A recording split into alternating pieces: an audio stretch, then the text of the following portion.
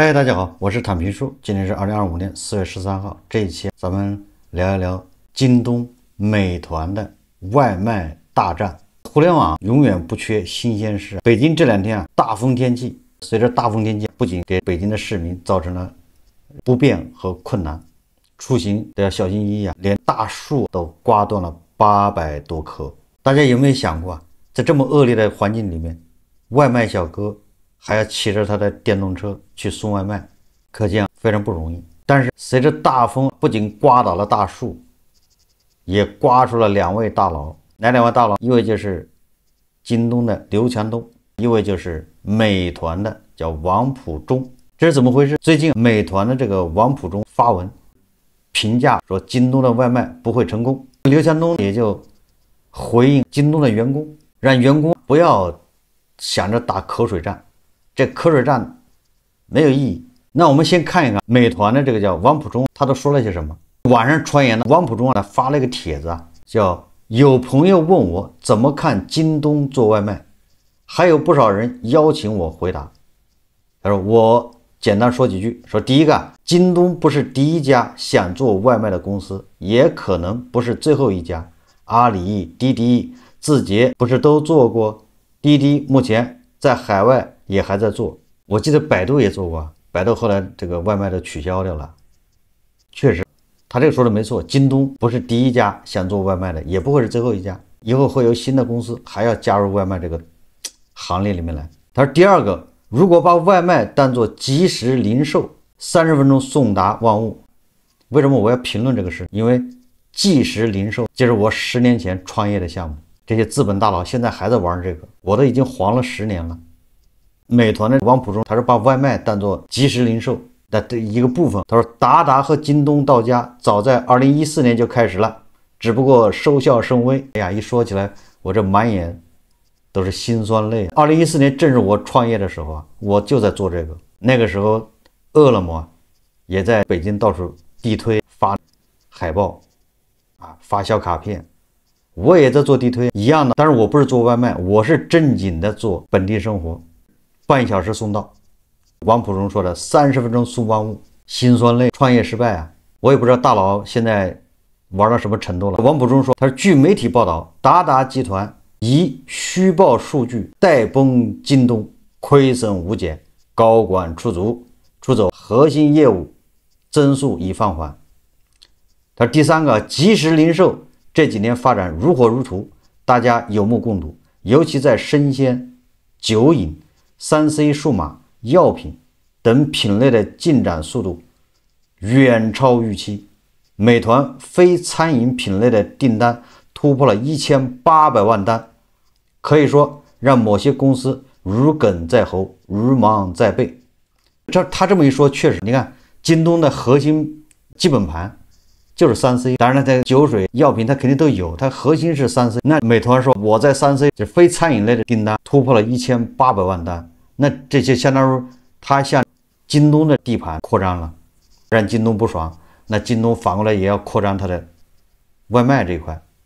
这就是我在以前节目里说过了，中国和美国一样，中国现在往高科技这儿扩张，没办法，我们要创造更多的好的工作岗位，因为咱们的人民这日益增长的这种需求，对美好生活的愿望，它是不能停止的。1年1200万大学生毕业，你给他拧螺丝的岗位那是不行的，他们需要收入更好、待遇更好的岗位。拧螺丝你给他一个月7000他都不干，他认为这工作埋汰，没有前途。那我们就要搞高科技。这个美国他正好反过来，他铁锈区，他的红脖子想要工作，想要制造业回美国吗？那不是更多的工作，他们叫往我们的制造业来，他羡慕我们制造业，你看能创造那么多工作岗位，是不是都互相进入对方的这个领地美国那叫没苦硬吃，咱们这叫有钱不花，叫有福不享，美的叫没苦硬吃。你看按照这个美团的王普忠的说法，你美团在进攻京东的3C， 那京东就进攻美团的外卖，连国家都差不多是这个意思。第4个，他说我们原定在下周正式发布美团即时零售品牌，这在媒体圈不是秘密，发布前很可能还会有各种干扰出来。不过，即时零售的发展大势是挡不住的。狗急跳墙也好，围魏救赵也罢，30分钟送万物创造的新体验一定会满足更多用户需要，把那些大而无当的仓配体系扫进历史垃圾堆。你看他这说的很狠，他说京东的仓储，京东不是自建物流、自建仓储吗？他说这个是大而无当的仓配体系要被扫进历史垃圾堆。这个我还真有发言权，因为我作为美团这个王普忠口中所说的30分钟送万物的最早一批创业者，已经歇菜10年了，居然现在还有人在炒这个概念。京东的 CEO 他应该是昨天，就是在美团的王普忠说这番话之前接受媒体采访，他是这么说的，他说外卖行业本就是一个宽广的赛道，完全容得下多个平台。如果其他平台已经充分满足了用户的需求，那它其实就不会存在现在的这些行业痛点。京东的 CEO 他说，京东做外卖最重要的是解决行业痛点，满足用户需求。如果其他平台已经充分满足了用户的需求，那其实就不会存在现在这些行业痛点。外卖行业本就是一个宽广的赛道，完全容得下多个平台。在外卖定位上，京东强调品质。徐冉说，他说京东外卖首创了最严格的商家入驻审核标准和管理制度，用3重机制来保障品质堂实。第一是真实性，京东外卖选择回到10几年前以线下流量去判断经营环境和食品质量的时代。第二是逐步和各省市监管部门餐饮数据接口对接，目前京东外卖商家审核通过率不到40%，不合格的门店坚决不容许上线。第三是门店入驻后不断巡查巡检，问题商家立即下线永不合作，对好商家给予流量加权。徐冉透露，100亿补贴上线后单量增长很迅速，京东外卖餐饮日订单量预计下周就是4月14号这周将突破500万单，这个速度远远快于预期。这个京东为了搞这个外卖啊，也是下了血本，说100亿补贴，那现在一天500万单，所以你看京东和美团之间这种火药味非常浓。京东这边要在外卖这儿大干快上，要补贴，这美团就浇了一盆凉水，说这个我们发展过程中像京东这样的选手很多，他不是第一个，也不会是最后一个，反正都会以失败而告终。不仅会失败，而且我们要搞30分钟送万物，及时送达，直接把京东的物流和它赖以生存的这种仓储给它打垮，扫进历史的垃圾堆。你看这火药味不就起来了吗？那么京东这个老板刘强东是怎么说的呢？那大概是京东的员工或者是公关部的什么人就把这个事情告诉刘强东了，对吧？说美团的高管攻击我们了。刘强东回应，他是好像在内部聊天那里面被人截屏了。他这个对话是这么说的，说老板王普忠自己下场攻击我们了，王普忠说的话截屏了发在里面。刘强东就回应，他回复说，你要是有空就赶紧去加入小哥应急小组，看看有没有外卖或者快递兄弟在大风中遇到困难的，或者去参与出口受阻企业的采购小组工作，尽快给他们提供帮助，不要和人打口水战，不能产生社会价值。这是刘强东这个回复也没毛病，不要回应人家，不要跟人家吵，自己做自己的事情。不能不说，同样是搞超市的，超市跟超市不一样的。刘强东人家搞网上超市，京东做正确的事情，做自己的事情。有的超市天天上热搜，你一说他告你，就高下立判，就知道什么叫水平。首先我说刘强东京东搞外卖，美团搞30分钟送万物，及时送达，我都支持，因为只有充分的竞争才会给消费者带来好的体验，更好的服务，更好的性价比。所以只要有竞争我都是支持的，要不然你天天坐在那儿吹说你好多厉害，天天在那儿自己给自己涂脂抹粉、自吹自擂，有什么意思？是骡子是马，拉出来溜溜。所以这一点，我既赞成美团，它往3C、往即时零售冲锋，我也赞成京东往外卖冲锋，消费者更好的体验，都是给消费者更好体验，有什么不好？所以无论是美团刚才的高管，还是京东的刘强东，那都是好汉，并且刘强东人家给所有的外卖，他自己说的，外卖员全部要上五险一金，那这个很了不起，这个在物流行业本身就是比较罕见。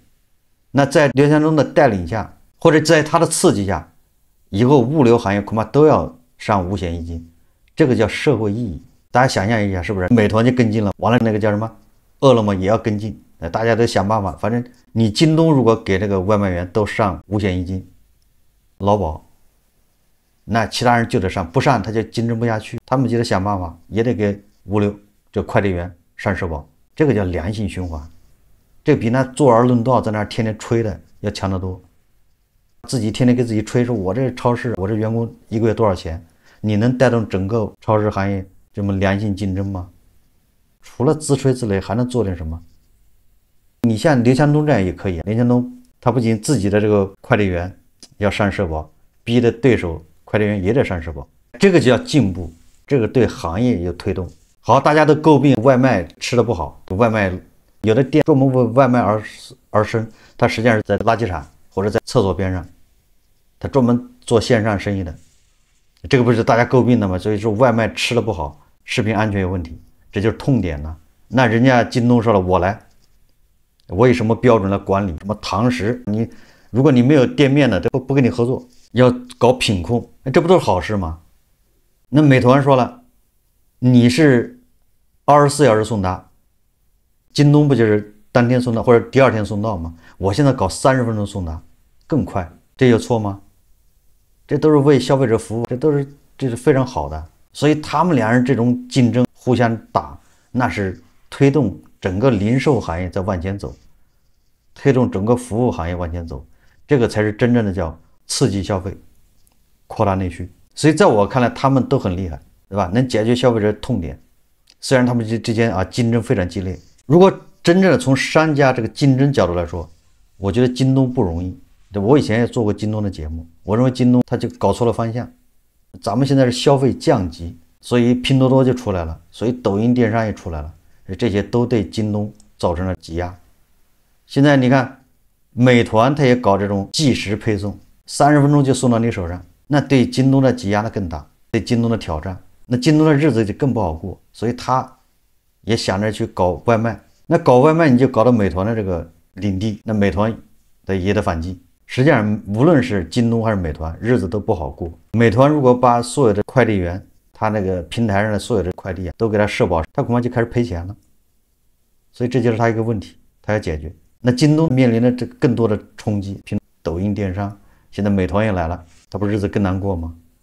本来消费是下沉，要往那个乡村走，消费要降级，大家的勒紧裤腰带，所以这些企业都不容易。我为什么说我不太看好美团搞的这个叫什么30分钟送万物，而且美团还准备通过把那京东的物流体系给打垮。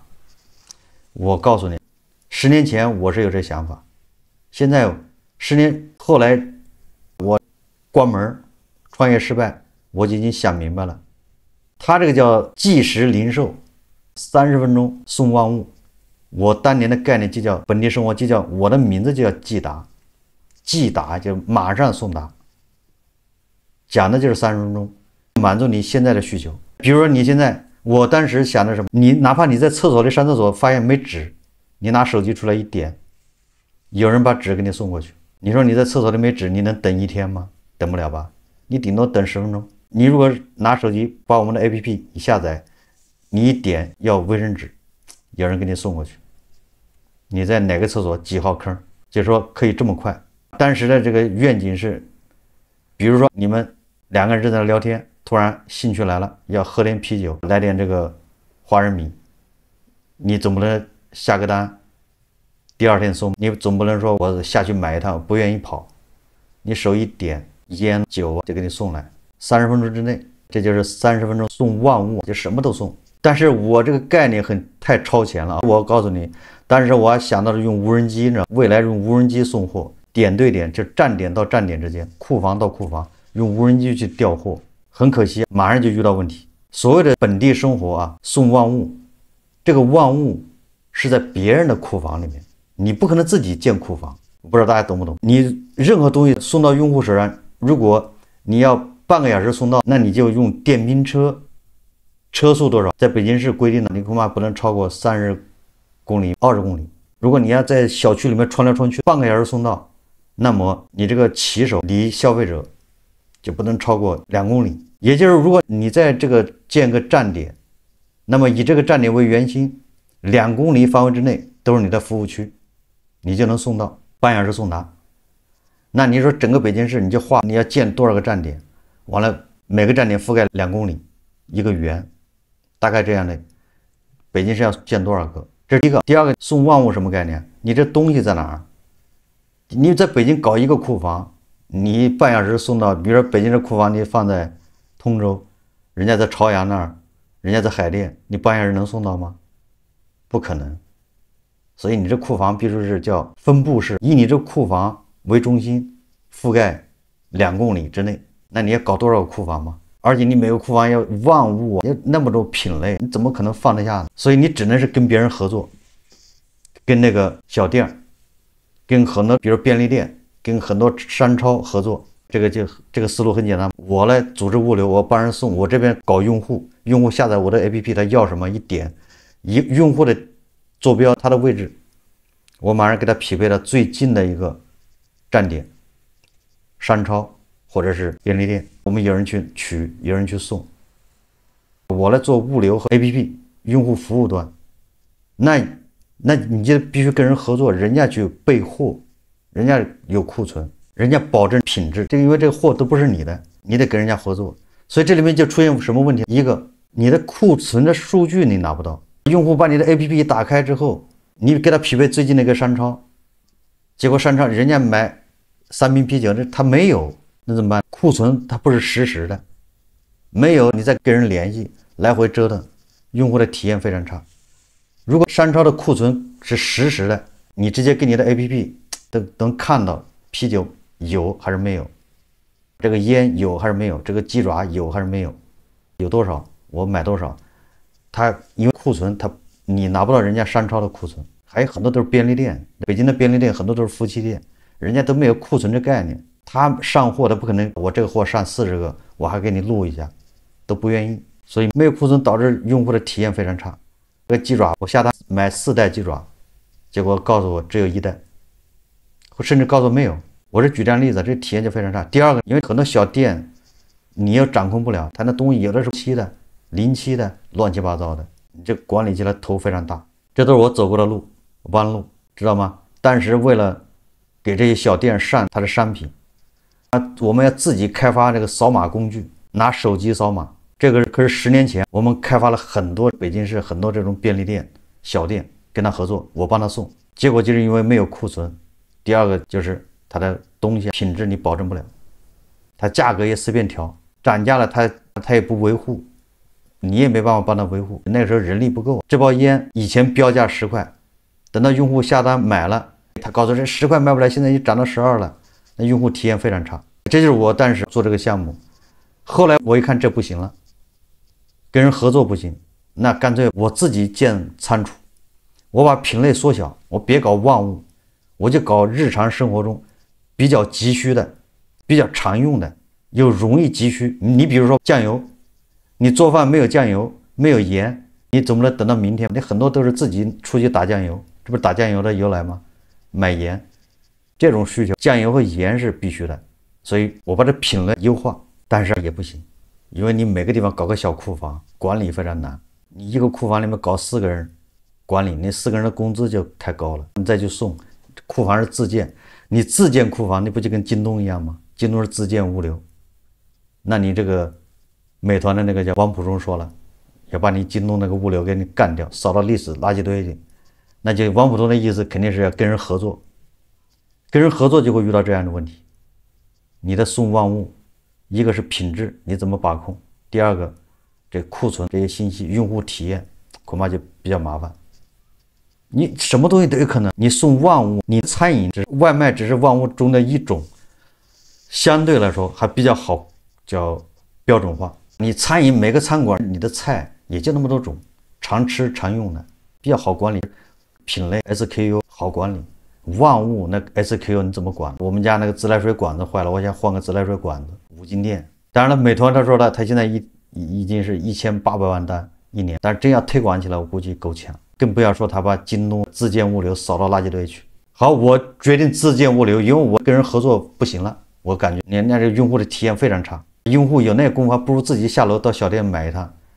我买个东西还打电话沟通很长时间，这个没有，这个你能不能换一下？这都是10年前。我再说个题外话，我们 APP 安装的时候，因为基于位置要对你进行匹配。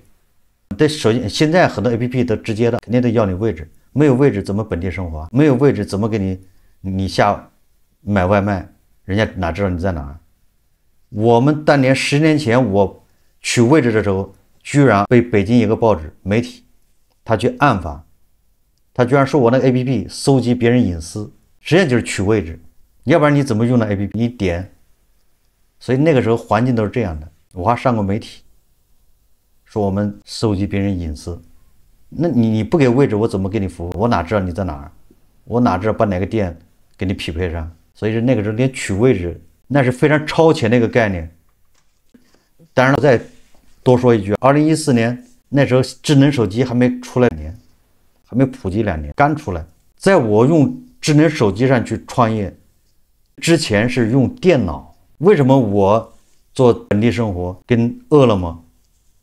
那时候美团还没干，那时候美团还在做团购。为什么那个时候我们遇到了？因为智能手机、移动互联网。因为我是从移动互联网出来的，我认为以后拿手机解决一切问题。在我创业之前，大家用的还是电脑，所有的物流、所有的电商都基于电脑的，还没有基于手机的。所以我是基于手机创业的，恐怕第一批人，成了先烈。在我之前都是拿电脑去。都是网页的形式，这么一说大家明白了。所以我现在美团它突然跳出来说30分钟送万物，当时这概念就已经有了，我那个时候提出来的。后来我融资，我找了一个机构，那个机构投资人听我把故事一讲完，立马说你这个形式太重，资产太重，搞不了。那京东资产都重，自建仓储他不看好，他说你自己干这个太重，投不了。我后来找了一家。人家愿意投3000万，但是他要控股权。当时咱们心气很高的，那个时候创业起价都是上亿的，随便一个项目，完了我把控股权给你，那不是帮你干了吗？不同意，所以谈崩了。后面正好赶上2015年股灾熔断了，那股灾一来，直接冲击的就是一级市场。一级市场就大家不投资了，你投资出不来，所以我一级市场，我就找人家投资我。股权就黄了，这还不算，最主要黄的原因就是京东出手了。那个时候最害怕的就是大家伙出手，他不行，他可以把市场给搅浑了。所以京东那个时候就开始搞万家，大概这概念。刚才美团王普忠说了，京东在15年就开始搞这行业了，搞黄了。我那个时候我因为看到京东出手了，我这完了，大象准备动手了。还有我们的本来这活就很难干了，融资也难。完了，这个模式也够呛，结果京东他当时要投多少亿做这个事情？我记得他跟什么便利店，跟什么坛酒便利店，什么搞个叫京东到家，大家查一下就知道了。京东到家，所以美团说了，你10几年前就干过了，你就干败了。我是见证人，但是京东就推这个，我就是因为京东推这个，我才决定斩仓割肉，不干了，收摊，否则你再干下去，你就赔的更多。你烧不起这钱，索性我就没干了。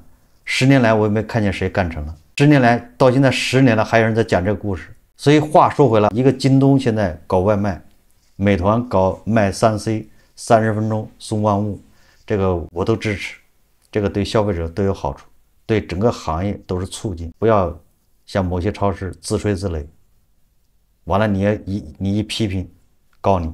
但是我不觉得美团干这个能干成，更谈不上说把京东那物流给扫到垃圾堆去，这里面品控是个大问题，库存管理也是个大问题。当然了，库存随着现在各个商家的它的系统的完善，联网库存有可能能解决，用户体验会好一点。但是品控我觉得问题还是很大的。美团这个模式30分钟送完物，它一定是基于商超线下这些实体店，只是这些外卖小哥在非外卖时段，因为外卖主要集中在上午11点半到2点，下午5点多到夜里，这中间还很多时间是空的。那送完物正好把这时段可以补上，对外卖小哥了是吧？恐怕能提高收入。你送的东西越多，他这想法挺好的。总之，作为一个过来人，创过业的，对这些还比较了解的，作为跟饿了么一起在大街上发卡片，给老太太送鸡蛋，让那些老太太来装 APP， 要不我怎么知道鸡蛋好使呢？这都是经验，没有什么不能通过送鸡蛋来解决的，不行就送1斤，再不行就送2斤，保证问题的解决。所以在我看来，无论是京东还是美团，他们现在都是压力重重，都是难。但是我可以肯定的说，美团和京东充分竞争，他们都没事，老大老二打架，老三歇菜。所以有一些超市恐怕今年就难了。只要京东和美团打得越激烈，那些D3以及D3以下的那些超市黄的就越快。这个是互联网颠扑不破的真理，就怕老大老二打架，他俩没事，越打越火，第3名往下的都挨个倒下。我们拭目以待。好，这期节目我们就聊到这里，感谢大家收看。如果喜欢我的节目，欢迎订阅转发，也可以在下方留言评论，谢谢大家。